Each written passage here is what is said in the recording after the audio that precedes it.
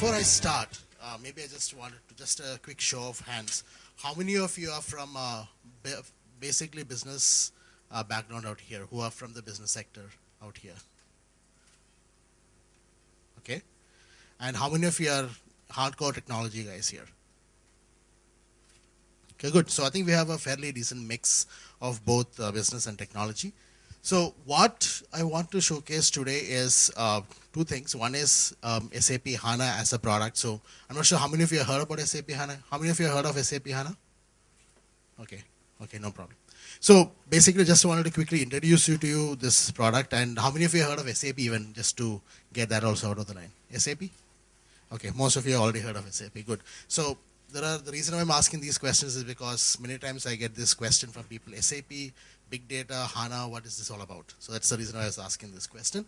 So what I want to do is I want to just quickly take you through basically about what SAP HANA is, where does it fit in the big data space, tell you what it is about, and then if time permits and if my my partner comes, so we have one partner who works with us, so he has a solution. If he's reaching here on time, maybe he can also just talk about his solution which he implemented on SAP HANA. So before we go into session, just a quick background about both SAP as well as what I represent, the Startup Focus. So SAP as a company is a world leader in the enterprise software and software related services.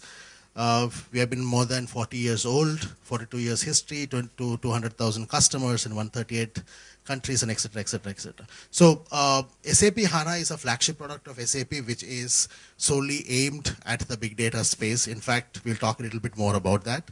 And right now, that is one of the biggest things which we are pushing as part of the whole innovation cycle.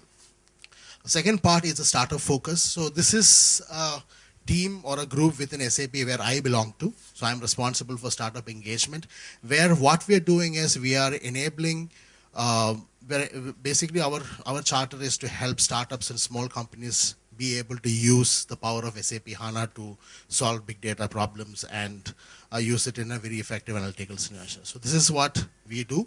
I'm not going to talk more about this. Maybe we can, of course, discuss if any of you are interested later on. But this is where I come into picture, and I am responsible for talking to startups across the Asia Pacific region. Okay, so let me see. Yeah. So okay, before I start, I want to talk about a story, right? So, and all of you have come here on a Saturday. Most of you have big experts in your own area of business as well as technology. But this is a totally different story. The reason why I wanted to talk about this is because it sort of brings to light the essence of why big data, what is the real essence of processing big data, and why should we do it in, let's say, real time. Okay. So I have a son I have two children. I have one, the elder one is 7 years old, and at this stage of his life, he is fascinated by animals, right? So so in addition to the cartoons, he basically spends a lot of time on watching Animal Planet and stuff like that. So interestingly, the other day when I was sitting with him and we were watching it together, there was a very, it's a mundane thing, we all know it, but it was shown very well in I think it was an Animal Planet or National Geography, I don't know, where they showed a scenario where an eagle, which was in the skies, swooping down and picking up a rat or a mice somewhere inside a burrow. It just comes, lands down, swoops and takes it off, right? This is classic. Now, the point is, what's the big deal? The point is, when the National Geography people were actually talking about it, it was pretty interesting, and what I did was, of course, started researching a little bit more into that. So one of the things which was interesting is because if you realize an eagle, it is a much, much higher height, right? It is in the sky. And when you look down, especially most of you would have traveled by plane, when you look down from your window from the airline, you can see that the whole landscape is seen, but you can't figure out what is happening anywhere unless you come down to a particular level, right? So this is an eagle. The eagle is seeing the entire landscape below it, and from nowhere, a small, minute thing like a mouse, it is able to figure out and go and swoop and take it out, right? And this mice, what they were showing is it was like snow covered and it was inside a burrow. And they were saying that if the eagle had been late by 5 seconds, the mice would have gone inside and you could not have caught it. Okay, so this was very interesting. Now, the second thing which was very profound, which they were saying is that this eagle's energy levels, energy reserves which it had, was just enough for this particular hunt. If it did not get the mouse, it will be starving. Probably it will not. It might actually collapse because of hunger, right? So it was that very crucially that it had to get it right at that point of time, get the mouse at that point of time, and then pick it up, right? Now, what this tells you is a couple of things. One is, if you really look at it, in order to make to that sense that there is a mouse there, it had to process the entire landscape of what it was seeing. It was seeing the whole landscape which was in front of it. It was receiving signals. And from there, it was analyzing this huge landscape. And from there, it figured out there is something here which is interesting, which might be something I want to focus on. And from there, it started going into that and then started seeing that, okay, there is something which is a very interesting pattern. Some creature is moving here, and is it a lion or is it a mouse or is it whatever it is? Then it started drilling it down, and then it figured out it is something which can be had. And then it has to make a decision whether it should go and take it or not. Because at that point of time, if it decides to go and if it misses it, that's it. Its dinner or its lunch for the day is gone. It will be starving.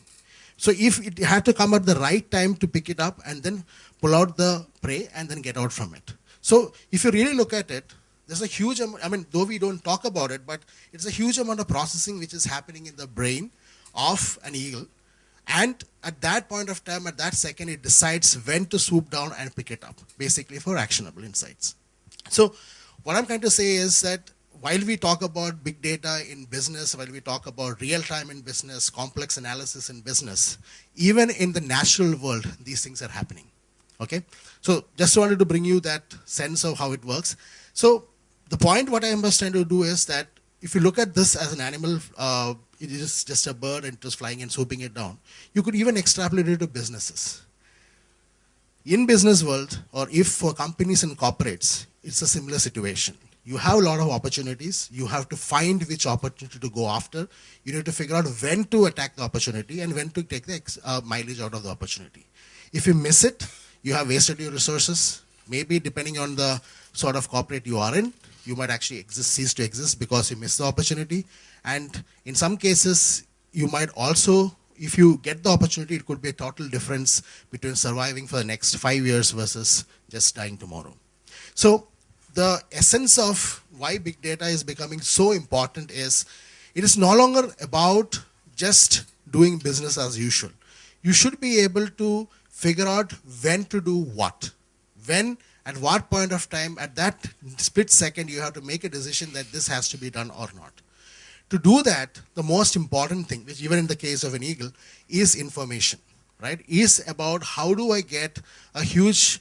So in the case of an eagle, it is about the contour, the terrain, the topology, and all that it has to process in order to get to that point. Similarly, for the business, is about the entire data it can collect about its customers, about the market, about the opportunities, and use that to make instant decisions. So this is precisely why big data is becoming more and more important, because the world as we know it is itself changing.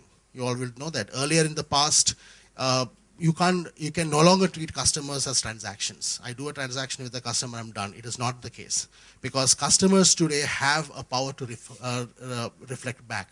They can go back, they can tweet about you, they can do a Facebook post about you, and that's it. And your ratings go down, people coming to your business would less or whatever it is. So essentially what you need to do is to be able to identify opportunities of this huge gamut of opportunities available, but more important to figure out which is the right one and when you should go and attack that particular opportunity. So that is what I wanted to just quickly start with, that in order to survive in the world or going forward in the years to come, big data becomes crucial simply because, one, there is huge amount of information explosion, and you need to be able to process that information quickly in order to make meaningful insights. The second thing is, unlike in the past, so if you think about existing systems which we have in the past, It was again transaction oriented. It was just about getting basic information, who your customer is, what he's doing, and etc. etc. Now what you need to do is, can you get to a point where I can get more insights, dig more deeper meaning from a customer or not? So for example, can I figure out hidden customer segments in my existing customers? So there was a very interesting talk. I don't know how many of you follow TED Talks, TED.com. So in TED.com Talks, you should talk to, there's one video about Malcolm Gladwell, one of my favorite authors plus speaker. He talks about a case of I think tomato sauce, where a company was trying to sell two kinds of tomato sauce and they were not making a really big headway. And through interactions and identifying customers, they figured out there were 17 different customer segments even within the tomato sauce market. Some like it chunky, some like it watery, some like it in different formats and fashion. So the point here is, and you can't literally sell the same thing to all of them. You have to customize, you have to make it to that minute levels. And also, you also need to understand how much you're supposed to sell to each one of them. So the more important part when it comes down to analytics, or to why we say complex analytics, and like I think the speaker before talked about different algorithms we have to use. The reason is because we need different ways by which we can figure out what is the insight I can get from that particular piece of information I have. So for example, again back to Eagle's case, Eagle is looking over a topology. In a normal case, it doesn't matter. When it is soaring over, the same information is being fed, it is not of importance. But at that point when it wants to have something to eat, it needs to be able to process that information which is already available there and then start making meaningful insights. So this is why advanced analytics or complex analytics becomes very crucial. The third part, real time. Now, you could have big data. You could have a lot of complex analysis. And you could get some insights. But what if you're too late to act on it? So for example, this case of an eagle, eagle might know that there is a mouse. Eagle might know that you might know this area where the mouse is. It might know that this is an edible thing which I can have. But if it gets at least 2 seconds late, it is missing its dinner, right? It is required at the point when it needs to figure out what I should do next. How do I act on that particular piece of information which I had? So the same way in the level of business world also, many times you're facing predictable or unpredictable situations. You need to be able to react to it, or what we call a sense and respond to it. And it has to be done at that moment of time and not before or after, because you will lose the opportunity. If it's a threat, you will face a threat, right? So what you need to do is, you need to have some way by which you can process huge volumes of information, because information is not just from one source. Just as I said, for an eagle, it is not just about the prey or the mouse. It is about the latitude, longitude, the topology of the region, how the contour is. Everything has to come into picture to do that. And it has to process that information. It has to be able to get insights. Is this mouse edible or not? Is it big enough or small enough for me? And last but not least, when should I soup so that I can get my meal, right? The information has to be connected in real time, and it has to be processed together to get the maximum benefit. This is where SAP HANA as a product is positioned. So I'll talk about SAP HANA, but basically SAP HANA is a platform by SAP to help in big data analytics, which is comprised of the three vertices of this triangle. It processes huge volumes of data. You can process huge and advanced complex analytics on top of it, name it all the different data scientist algorithms like k-means and whatever it is. And more importantly, it processes them in real time. The moment you require this information, you should be able to get this. So this is the promise of SAP HANA, big data, advanced analytics, and in real time. You could use HANA for big data plus complex analytics without real time. You could use SAP HANA for big data and real time, or you could use SAP HANA for real time and advanced analytics. But the combination of these three makes a hugely compelling use case. Now, I know I'm talking in the air, so I'll give you an example of one of the use cases which have been built using SAP HANA. We'll talk about this, but so consider the fact that let's assume that how many of you are from sales? Some of you are from sales, okay. So many of the salespeople would have multiple accounts they deal with, right? You may have 200 to 300 accounts, especially when you're dealing with SMB accounts. Now, think about it. When you are sitting somewhere, your customer calls you. In most cases, what you have your phone, it tells you this is a number. If you are generally interacting with the client on a regular basis, you will know what the client wants. But in many cases, you may not even know why the person is calling you, right? You don't know what is the background information about it. Now, what one company has done, again, this is part of the startup program as well, is that they collate information about this particular client across different properties, assimilate them, and provide you with a 5-second snapshot before you pick up the call. So it will tell you that this is the client, this is what his latest status is, this is his outstanding order, this is what he has complained, or these are the opportunities which you can avail, and then give it to you in a split-second response before you actually pick up the call. So when you take up the call, you're starting an intelligent conversation the moment you start. Now think about it. If you don't have this kind of information, what do you lose? One, it means that you don't know who the customer is. The customer may have a different perspective. They say, I have been interacting with this fellow, doesn't even know who I am. Or it could be the fact that the customer may not come, you may not spot a good opportunity to maybe make a sale or anything of that sort.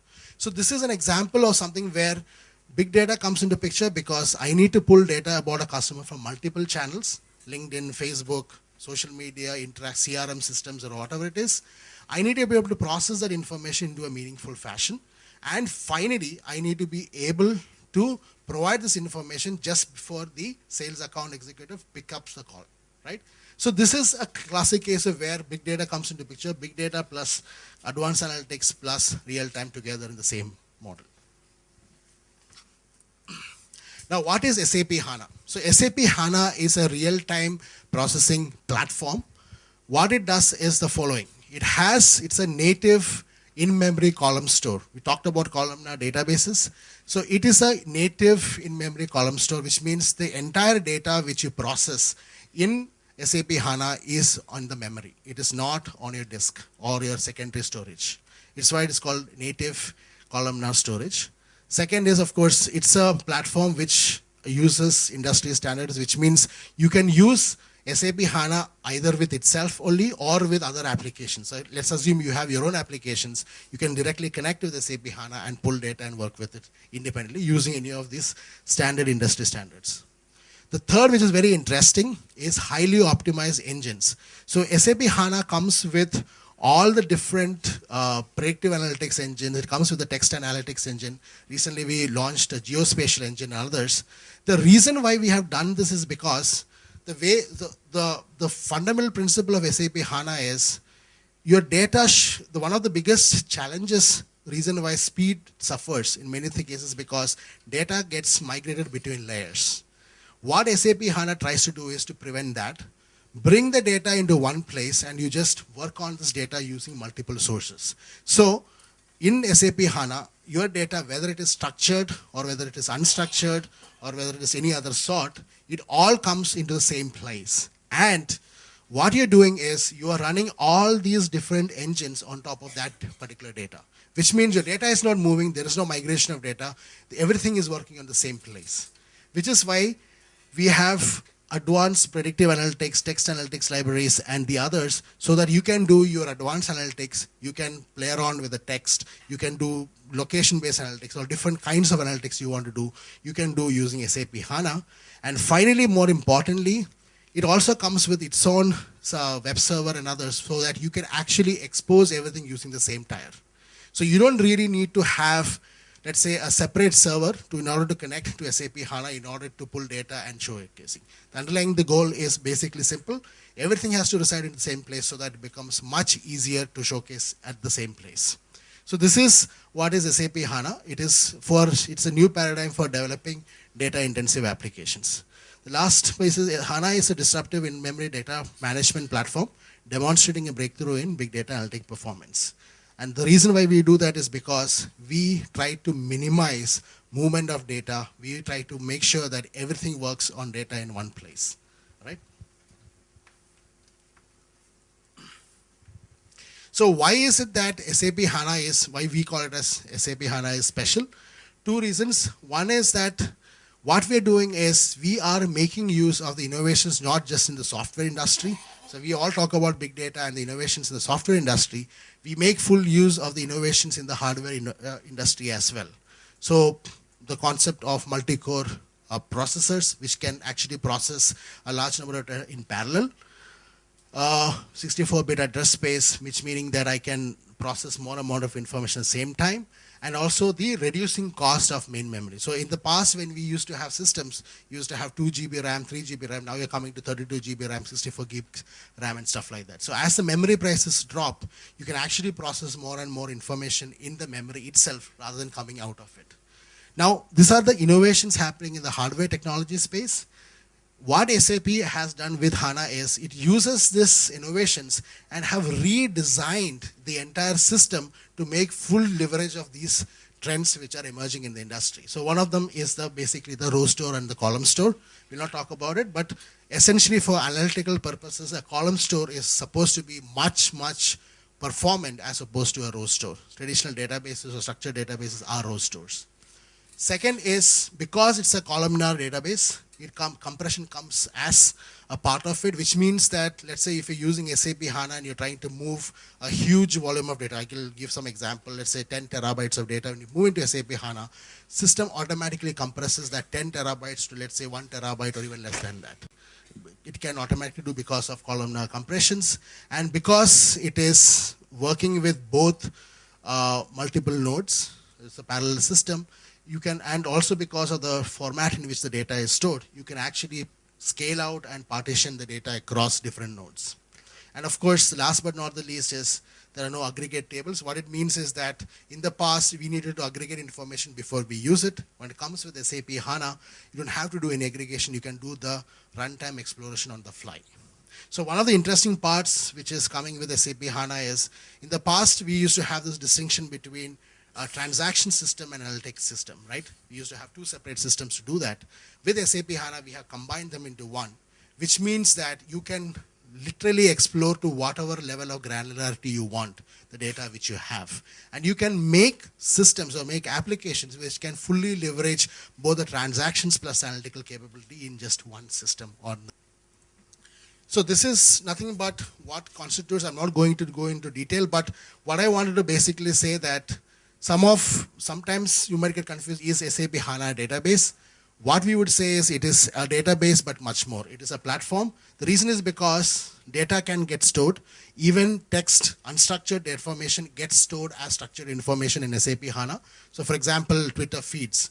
If I have a line of text, what SAP HANA does is it kind of classifies in saying that whether it's a strong text, it's a negative text, it's a positive text, what is the source, who is the author, all this gets information is taken and then it is stored as a columnar row in this system, columnar representation in the database. So any data for that matter, the metadata is added and it is made into a structured fashion in SAP HANA. And what you do from that onwards is, these are all the different kinds of things you can work on this core data here. So for example, unstructured text analysis, search across anything you want, do sentiment analysis on the text. You could do predictive analytics using machine learning algorithms. You could use R. There's an R integration with SAP HANA. There's a SAS integration with SAP HANA. You could do scripting. You could do business function libraries and work with this part. Of course, the bottom part talks about the way in which you can interact with the system. But nevertheless, what I wanted to say is, as a platform, it's a complete platform for doing all sort of analysis and bringing all sort of applications. It is made convenient so that even you don't have to go for an integration with a separate layer. Everything can be done in the same system, including exposing your applications through the web. Can be done using what is called an XS app server. Okay, so this is just a quick snapshot of how you can build on HANA non-disruptively.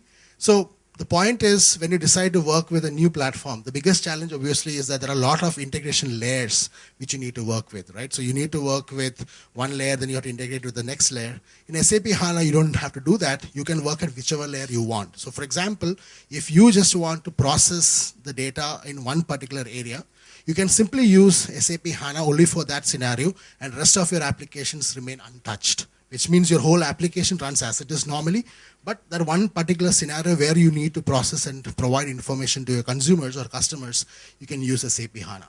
You could also go to the next level and say, say that I will do some more business process things inside SAP HANA, which is what this is about, scripting and the others. And last but not the least, in case if you decide that you want to use everything in the same box, make it easy for myself, I would use SAP HANA only for everything as one-stop shop. I'll give you an example why I'm talking about this. There is a customer of ours in the US, which is, I think it's cars.com. What they have done is that of course, they don't have too much of big data. They don't have their advanced analytical abilities. They don't have too much of analytical scenarios. But nevertheless, they went into SAP HANA simply because it becomes much easier to process because everything is in the same box. Their applications can run natively on this. They can process information, do the transactions plus analytics, and showcase the results out all in the same system without having to connect with different other integration points. So this is what SAP HANA is, a full-fledged analytical platform which can process data from all different sources and give you results in real time. So now, just to quickly tell about, I talked about the three triangles, so real-time, big data, as well as the advanced analytics. So these are the three areas where you may want to look at for SAP HANA. One is in real-time insights on big data, be able to predict what is happening. So I'll give you an example of this. This is one of the startups. What they have done with the program is they use this to process disease data, in the sense, what is the drug distribution which is happening across the country. Based on that, they use that information to figure out which diseases are trending in different parts of the country. So for example, cholera is going somewhere high, or let's say in some other places, typhoid is on the rise. This is what they have done using historical plus the existing information of drug distribution in the country. This is an example of a real-time insights on big data. Complex analysis in the moment. This is used by one of the services firm to figure out what is the optimal mix which has to be created for a project. So for example, I'm having a fixed bid project. I need to be able to put my resources into this project. Now, the standard rule, there are 2-3 rules you do it. But what these guys have done is, based on the around 100 different parameters, they were able to figure out which resources have to be put into a particular project. So this is like simulation which you can do. There are people have used it for gaming simulations to figure out whether a particular path in a game will result in more profit compared to a different path in a particular product, depending on the customer sentiments.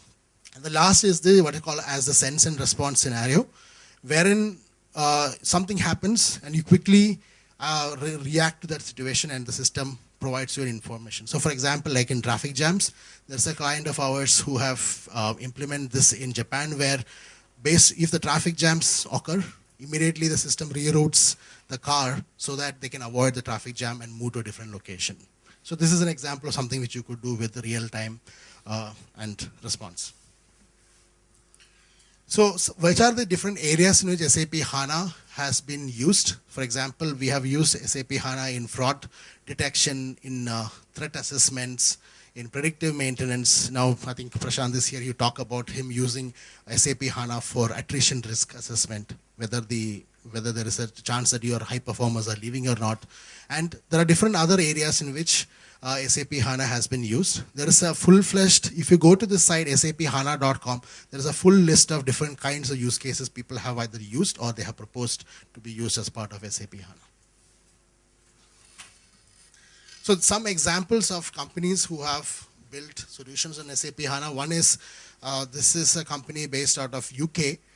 What they have done is their promise is zero defect manufacturing. So what they do is, from any manufacturing scenarios, they are able to figure out what are the root causes of defects and basically provide mitigation so as to make it basically irrelevant. So their promise is zero defect manufacturing to all manufacturing plants. This is an example of one company in that area. The second is a company called Feedzai, which does credit card or any sort of payment frauds analysis even before the fraud happens. So when you swipe your credit card in any of the retail stores, it basically computes and figures out whether the transaction is fraudulent or not, and then prevents or blocks your transaction even before it happens. So it's like 97% higher fraud detection rates. This is the industry's highest fraud detection percentage, and in real time, it is in less than 20 milliseconds are able to figure this out and bring it out to you.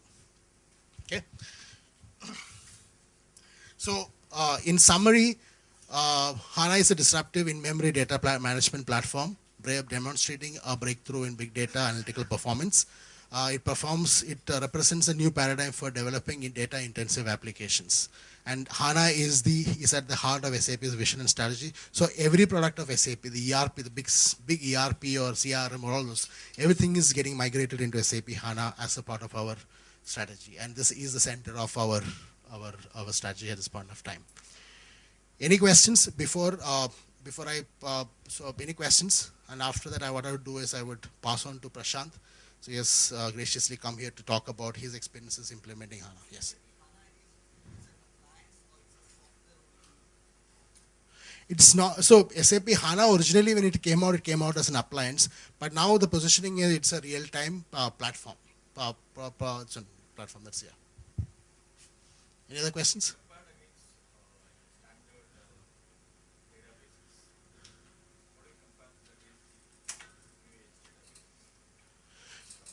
No, so the way you look at it is we're not comparing per se because each of these have different flavors to it. So for example, Cassandra use it for certain purposes. What we are saying for SAP HANA, which is the core value prop, is it's all in one system. Okay, so what happens is it is processing data not just for structured data processing or unstructured. It is basically for all kind of analysis you can use the same system. So simplicity is one simple fact, one important fact of SAP HANA, in addition to the speed and whatever it is. So I don't have benchmark information which is having with respect to different databases, but the key value prop of SAP HANA is that you can do all the analysis in the same system, in the same box. You don't have to have multiple systems together to do that. Yes, there is licensing model, but I think I don't, just beyond the scope. Huh?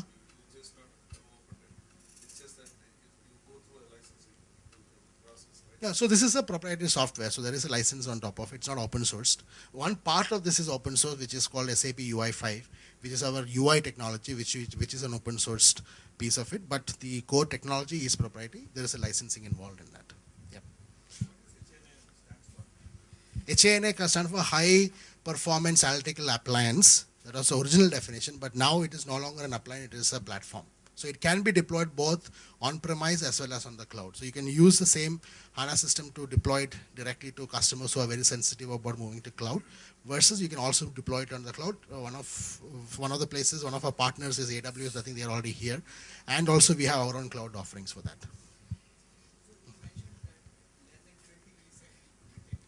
Yep.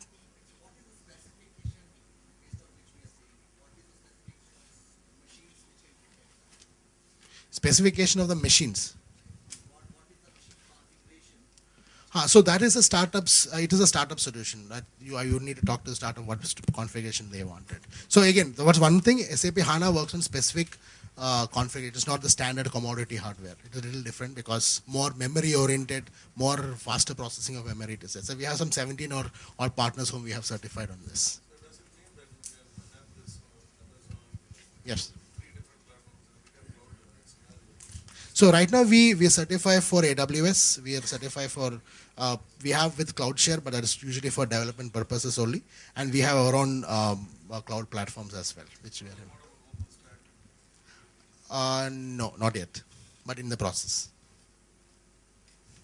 Yeah. Right. Correct. So my question is, in a situation where you have the traditional large data sets, and there's an opportunity to also look at it as big data, how do you differentiate between the two and say HANA is going to work here and probably the traditional RDBMS is going to work? It works for both. So as I said, the ultimate thing what HANA does is that it does not, to be very honest, doesn't really distinguish between structured or unstructured. When you talk about traditional databases, that again structured data versus like text, email, and others. Because even if you look at any of the unstructured data, it is not a data by itself. It has a lot of metadata attached to it. In the sense, if it is email, it will tell you from, to, subject, importance, flag for follow-ups, what are the different things which are coming with respect to that. That makes it structured as it is. And once you store that, you can get more information about that particular piece. So technically, it can be used for almost all different kinds of data types. So right now, we have support for text, we have support for geospatial, lat long and all that stuff. We have for structured data, we have for, I think, even image processing is there right now at this point of time, which I'm not sure about. I need to verify that. But so basically, it can be used for almost all different data types. So it's more of positioning then, rather than it's more of So positioning. yeah, so the idea is that if you really look at analytics, the point of analytics, which is what I was trying to tell the example of an eagle as well, is that it is not about just looking at one source or the other source. Everything is important when it comes to analytics. You can't leave even the last minute information because you never know. That may be the sole source of truth, which finally makes your business different from the others. Right? So that is what the aim of SAP HANA is, that everything can be brought into one system so that processing becomes much, much rapid and faster to do that. All right. Thank you. Yeah, you had some question?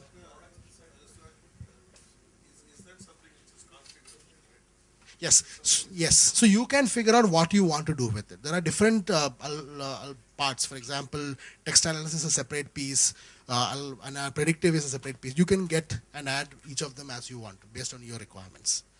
Right? So that's a difference in pricing also. Last year it was a composite pricing, now it is broken down. Yes. Yes.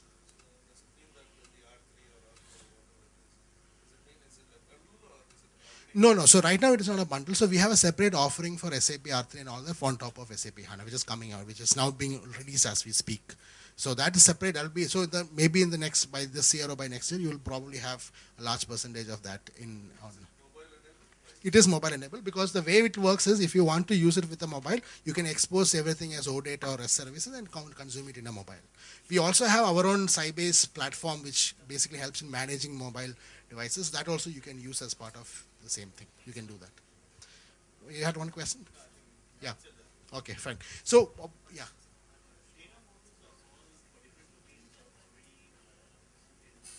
So there is something called BW on HANA, where the data content for different industries is already there. That has everything on HANA, but that's a separate product, right? So you could also work with your own native applications on SAP HANA. It doesn't have to be separately. Yeah. One last question before I just shift it to Prashant. Right.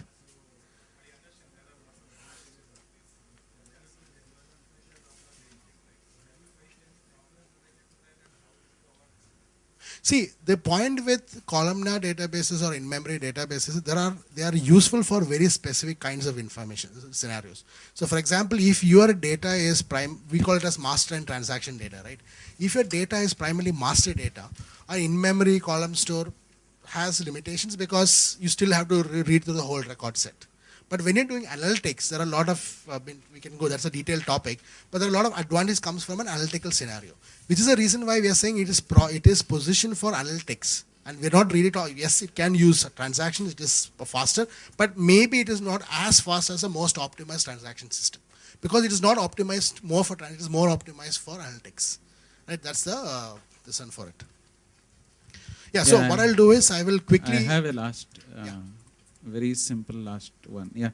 So when you say about 20 milliseconds, so what is the amount of data you are looking at processing? First part. Second part, whenever you are looking at, let's say, storing all the calculations back in the database layer and reducing everything on the application layer. So how do you achieve real-time analytics? Is it really real-time analytics or it is near real-time analytics? I would say it is near real time in the sense what is happening with, the first case of how much of data set which with that particular company is using, I don't know. But I know that it is at least on the north of in terabytes, that much I know.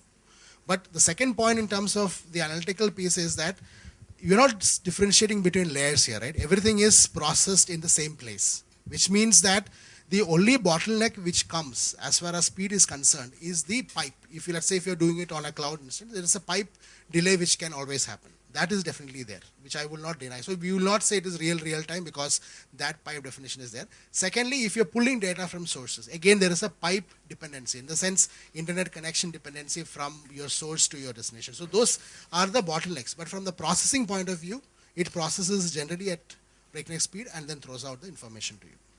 Yeah. I'll just give it to Prashant. So Prashant is part of our program called the Startup Program. So he has built a solution on SAP HANA, which he will give a brief background. Yeah. Present Pure Technologies, a company in Bangalore. So I will not spend much of a time in telling you about big data or HANA.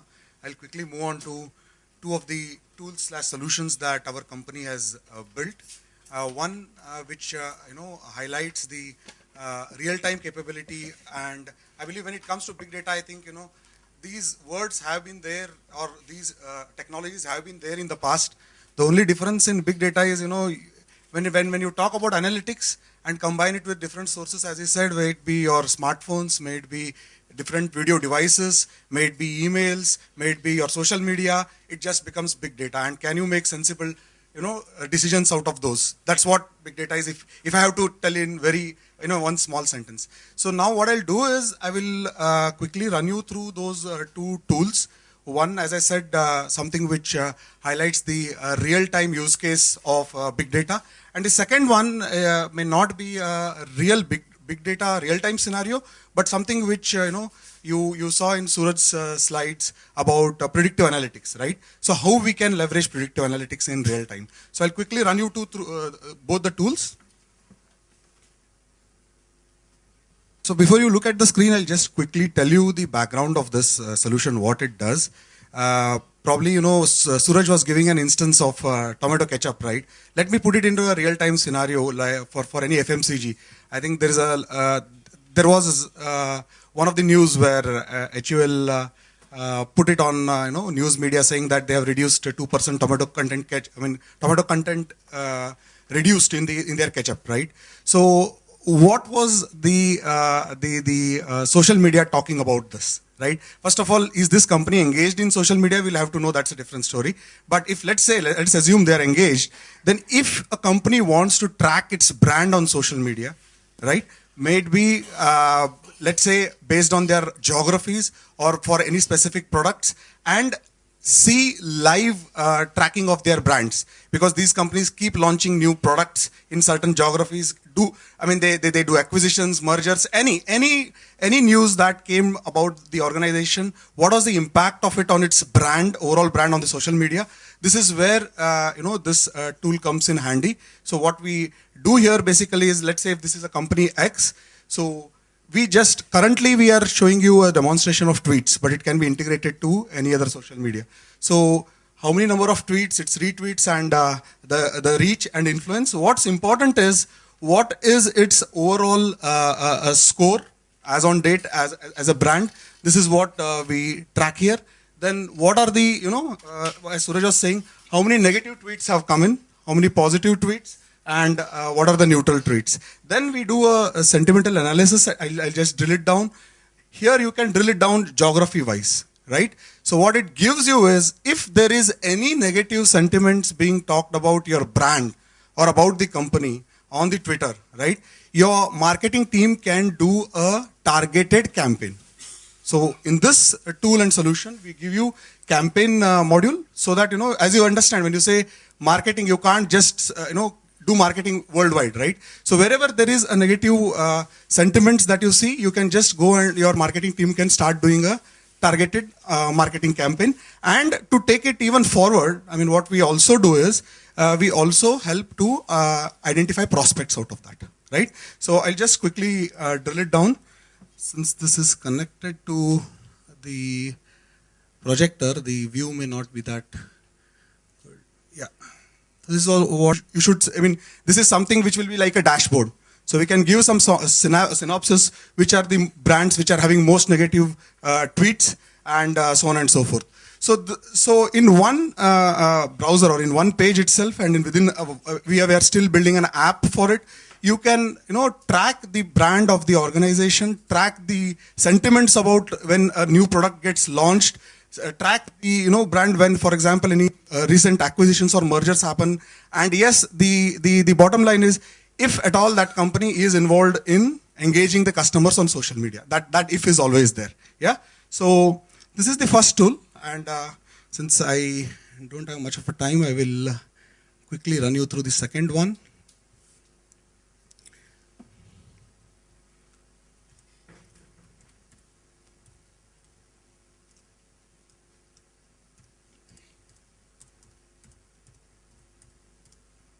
Capability of HANA.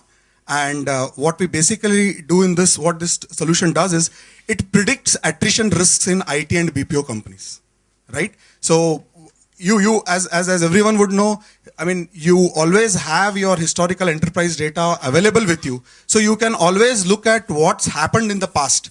But is there something which can also tell you, based on what has happened in the past, based on the influencing factors that you have within the organization, based on various other factors, of course, can we predict what's the attrition risk that's going to be there for this company in the coming quarter? So this is what this tool does. I will quickly run you through. These are the various different, this is the data quarter-wise here, and this is currently showing you the current quarter. Then you can drill it down to geography, business unit, department. These things we just pick from the org structure, which means whatever is the org structure of that company, it's going to pump in that information. I'll just show you the drill downs here. For example, if you would like to see something for Asia Pacific or Australia or EMEA, you can just go to those specific geographies and select them. Yeah. So I'll just run you through what these scores are. So as on date, when you're running this tool, right? So what is the average risk score within the organization for attrition? This is what this score gives you here. And then how many high performers are at high risk of churning? We are only telling risk. We are not saying that they are going to actually churn. Yeah. So the 62 number of high performers are at risk of churning. So probably, I mean, I was under the impression that this is the most critical information. But when we ran through this to few of the HR folks in the industry, they said, Prashant, we like this, no doubt, this figure. Can you tell me low cost, high performer, high risk? Not, I don't want, if you can segregate this, yes, all the high performers are okay. I don't want to focus on all high performers. Just imagine for a company like TCS or, Infosys, where you have 150,000 plus employees, right? So there it becomes very important, what they will do with that data is different. But at the end of the day, such things, such information are also possible, although we have not shown it here. Then what is the dollar value associated if this churning happens? So this is pretty configurable. What your mid-level manager would cost for rehiring and making him productive, the new rehire, or your developers is left to the organization. They can put those formulas and these values can be brought in. So I'll just run you through this graph here. This is the risk versus performance graph. It has 9 buckets. This bucket is for high risk, high performers. So you can actually drill it down. Yeah. You can drill down those list of, let's say we go here. Yeah. So this is one employee who is at high risk of churning. So we get basic information about him here, which is his profile, then what was his performance over the last 5 years or 6 years, whatever historical data is available, then some key achievements in his personal life or in his professional life. And then the most important thing, which is the social graph within the enterprise. This is what we build actually. So what happens is how this employee is connected to other employees within that enterprise or within that company, and how much of influence they can have. I mean, what we try to do is, using the enterprise data, we build the social graph for the enterprise. Which means, for example, let's say, in typical IT services companies, what happens? If there is a team which has been working on a particular project and these guys have similar set of skills, you will invariably see that if few of them churn from that particular division, you will see few follow them. I'm not saying that all, few follow them. This is just one trend. Likewise, there can be, thousands of different trends, right? We have used only 45 features to build this model, but when we have talked to IT companies, they tell us, 2000 plus features, which can be actually put in here. For example, one company says that we already know for particular skills, if we don't send guys on site after 2 years, they quit the company. So there are many such things which you can keep adding into this model. So what this graph basically does is, how is this particular individual influencing others in the enterprise, or how is he influenced by? And then we take it to one level ahead.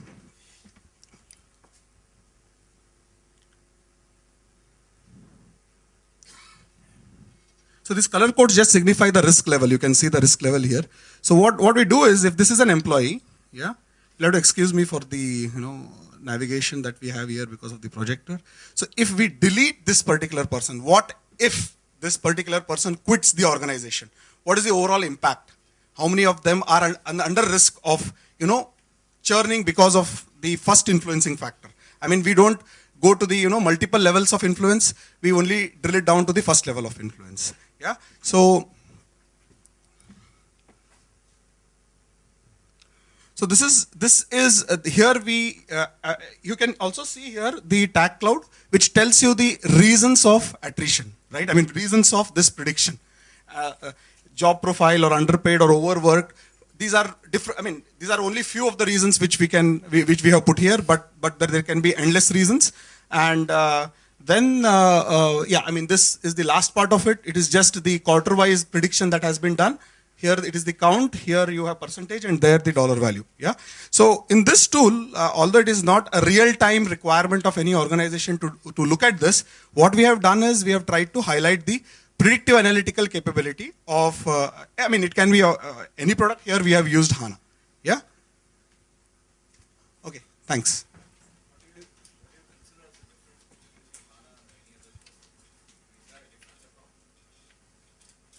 Now, if you ask me for this particular tool that we have developed, right? Yeah, right. Yeah. I mean, see, till date we have been using only. We are a SAP service partner, right? We are SAP partners. We don't do anything beyond SAP. So I cannot give you a direct comparison. But yes, technically speaking, if you have any product which has predictive analytical capability or text analysis capability, they should be able to do it. The only good thing here is the UI that we have here, right? I mean, the way it is integrated with backend HANA, yes, it should be true for other products as well, but I can see it already being, a standout.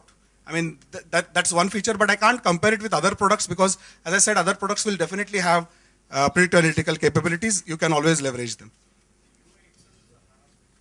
No, it is SAP's UI, SAP UI 5. Yeah. So I have a question here. Yeah. So you have shown two use cases, good use cases, but for the second one, it is all highly static data, structured data, and there is nothing to do with, let's say, big data capturing on the back end, or how the SAP HANA power is coming into effect, how real-time analytics is getting into effect. If I try and connect the first and the second presentations which you have done, and if you are looking at the first case, a lot of market leaders who are doing similar kind of campaign analytics and other stuff, right? So how, I really want to know how this SAP HANA is helping in building this, because these are dashboards, right? And these are all highly structured data. Correct. So now, if you see at the tool that we have built for Frickles, right? There we are capturing the data from Twitter. Right. Which is not completely structured, right? And at the end of the day, you will have to look at companies which will have multiple products, geographies, and brands where they are engaged with social media for sure. So based on that, if there are continuous tweets, for example, you look at any celebrity, right? There are continuous tweets that are coming. If this organization is engaged in social media and there are multiple geographies, which is the case for any FMCG for that matter, and if there are multiple locations, brands being launched, you look at HUL, they keep almost launching new brands or changing something, one or the other things, right? So in this case, you have live tweets that are coming from the globe, right? And this is not structured data, let me tell you. right? I mean, what do you tweet on? If you just say, the ketchup tastes pathetic, right? It's what are you going to make out of it, right? Now, and then the most important thing here that we have to understand is, for the first tool, Freckles, it's not only about showing that dashboard, right? What we are also doing is two important things. One is allowing them the marketing. What do you do with the dashboard? Ultimately, is it going to help your top line or bottom line? That has to be understood, right? So for marketing people or for ad agencies who track the brands of companies, it's very important for them to track and take measures. What are the measures? They will have to launch some campaigns. They can't launch the campaign worldwide, right? Citywide, right? Countrywide. They can't do. So this tool doesn't not only give you a dashboard, but when you say HANA, what HANA here does is, I am not here to show you all capabilities of HANA. As a organization, we have picked certain features out of it. There are many more. We all will launch another 8 solutions in the next 16 months, which we have, selected the industries what we want to do there, right? So here in this first solution, it is the text analytic capability of HANA, and even that you want to do it live, because there are many changes that can happen within split of second. You will have to take all tweets which are unstructured. So that's where we use HANA. And again, I'm not saying that HANA is the only tool or product that can do it. There can be many more. You are free to use it. Okay, thanks. Yes. Sorry? Yes, please. So you have an application for the HR related things, attrition related aspects, right? Sorry? You showed an application with respect to attrition rate. This is that. Yeah. So what you do, how you use the data? You use the data, or you do some ETL kind of thing, then you do the process, or how it works? See, currently what we are doing is, since our solutions are all on cloud, right? Okay. And we don't have a backend integration directly with cloud. So what we do is we have created extractors. For example, what data you need, I mean, there is tons of data that you will need here. For one feature that I did not tell you, which I'll address you at the end of this. What basically happens is your SAP or any HR data, right? How many hours you have clocked, what projects you have been working with, what are your performance appraisals over the last 10 years, etc., etc., your exit interviews of earlier employees, all those information you need, right? So when you want to do a modeling in HANA and feed that information, either you can have a direct connectivity with your backend, or we have written extractors which can extract data, load it into HANA. So anything is possible there. Is it kind of an ETL work that happens to do that, or how it works? Yeah, we have written our own custom ETLs. So it's an ETL work that happens always, right? To get data from some source. That is because it is the HANA cloud is, I mean, for us as a startup, it's different. Else, there is an extraction that always happens for sure. No, basically there is some ETL work that goes on. Yes. So thank you. Because HANA will not store that data. You will have to pump in that data. So you can do periodic pumping of that. We propose a monthly run of such report should be more than enough. The last part that I would like to tell you is why we will have to use HANA here is not only predictive analytics. No doubt it is not real time, but what you have to understand is going forward, we have built one additional module which we have not enabled here, which is if the country specific rule allows that, LinkedIn information of their employees can be fetched in. And if the company policy allows it, right, then what we do is we also extract the LinkedIn information of all employees. And with that information, there are many trends that are, captured. I mean, when you say, for example, have you been, asking for recommendations of late, right? I mean, this is just one. There are endless, let me tell you. Okay, have you been following a competitor company of late? Lot of trends. But how much weightage we want to give to that data is still a question mark. We only give 3% weightage to it for the risk. We don't actually, first of all, in first phase, we have not tapped LinkedIn information into our model. But what we have done is, as a technical capability, we have enabled, let the organization and the country specific policies decide, should they use it, shouldn't they use it, and how much weightage they want to give it. Because extracting LinkedIn information and just, predicting that the guy is going to churn, it's not right. So in that case, you just imagine you have 150 or 200,000 employees, you got to fetch those information also, right? So that's where again, big data would come in picture. Yeah. I have one more question yes, for please. that. So is that these are algorithms which are already defined in HANA, which you are directly importing, or you can customize those algorithms? How it is? In this case, if you ask me, there is only 5% of customization. Okay. 95% as part of PAL, Predictive Analytical Library of HANA, it is already available. So you can extend this to customer risk identification. Anything, any risk that you want to extend it to, you can use these analytical algorithms and use it. And here, we are not writing our own magic codes. Something which HANA is already giving, we are leveraging on that. So another question is that algorithms that we can write in SAP HANA, or it is that black box that we can use always? It might be a question to him or you. So is that algorithms which are black box, I mean, so which are already there? Yeah. Or whether we can write our own algorithms as well, which HANA supports? We have extended our existing algorithms. But if you want to write your own set of algorithms, maybe Suraj can. Yeah, I'm just question is fun.